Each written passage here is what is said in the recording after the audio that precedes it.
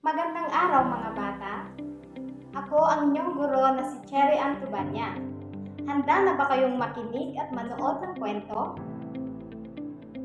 Ngunit bago yan, pag-aralan muna natin ang 5 salita na may kaugnayan sa ating kwento. Una, ang nangamba. Alam ba natin ang ibig sabihin ng nangamba? Nangamba, ibig sabihin, nakakaramdam tayo ng takot o di kaya matinding pag-aalala sa posibleng mangyayari. Gamitin naman natin sa pangungusap ang nangamba. Nangamba ang ina na baka may nangyaring masama sa kanyang anak na lumas. Pangalawang pangungusap na gamit ang nangamba. Nangamba ang bata nang biglang kumidlat at lumakas ang ulan habang mag-isa ito sa kanilang bahay. Pangalawang salita, butika. Alam ba natin ang butika? Ang butika o sa Ingles ay pharmacy. Ito ay isang tindahan kung saan nagbebenta ng mga gamot o medisina. Gamitin naman natin ang butika sa pangungusap. Bumili ako ng gamot sa butika. Nagtratrabaho si Maria sa butika malapit sa aming bahay. Pangatlong salita ay imbakan. Alam ba natin ang salitang imbakan?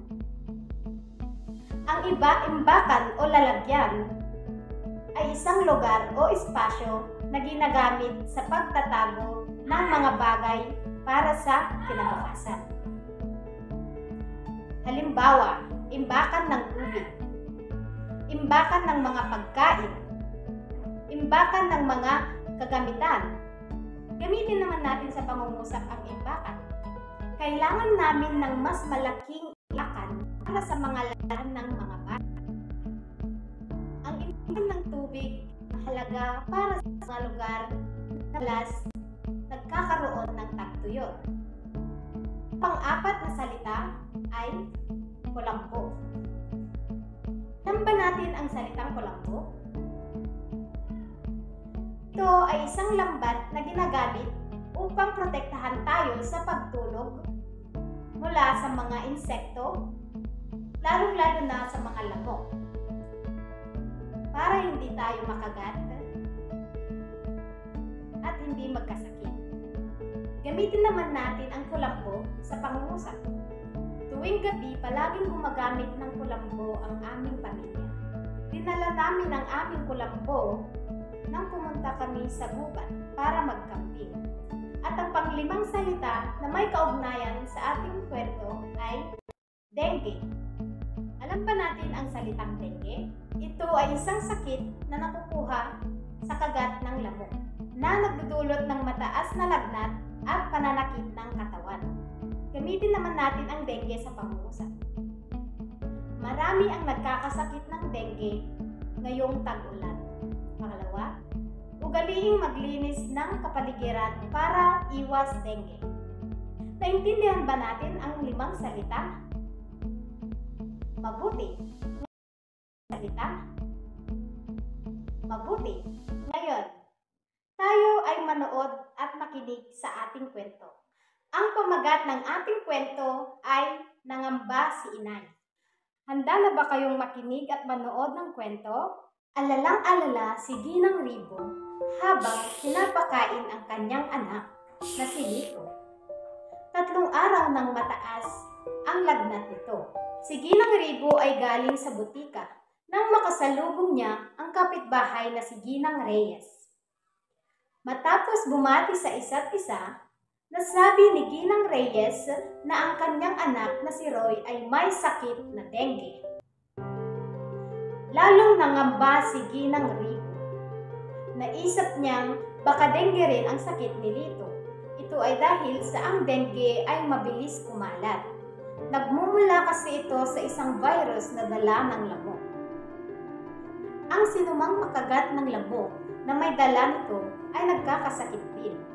Nagmamadaling umuwi si Ginang Ribo para madala si Lito sa ospital.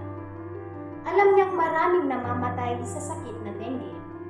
Pagdating sa ospital, sinabi ng doktor na tama ang hinala ni Ginang Ribo.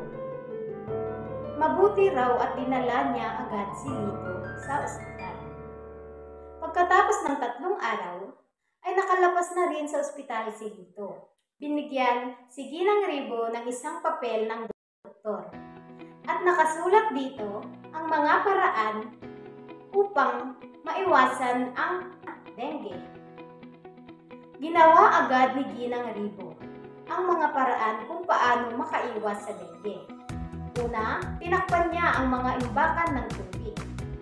Pangalawa, nilinis niya ang buong bahay. Ikatlo, nilagyan niya ng screen ang mga bintana at pinto. Sumunod, niyang ginawa, itinapon ng maayos ang mga basura. Saka niya binihisan ng mahabang damit si Lito upang hindi makagat ng lamok. Sa huli, nilagyan niya ng kulambo ang higaan ni Lito. Naintindihan ba natin ang kwento, mga bata? Sa kwentong napanood ninyo, ano ang pamagat nito?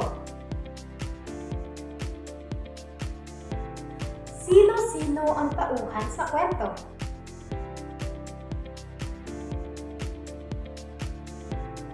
Bakit nagkasakit si Lito?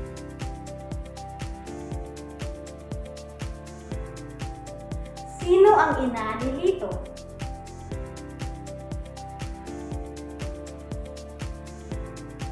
Ano ang mga paraan na ginawa ni Ginang Ribo para maiwasan ang dengue?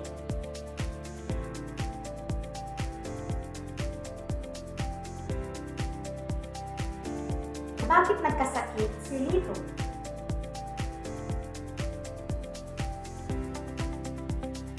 Ginawa ba ni Ginang Ribo ang mga paraan sa pag-iwas ng dengue? Salamat sa pakikinig, mga bata!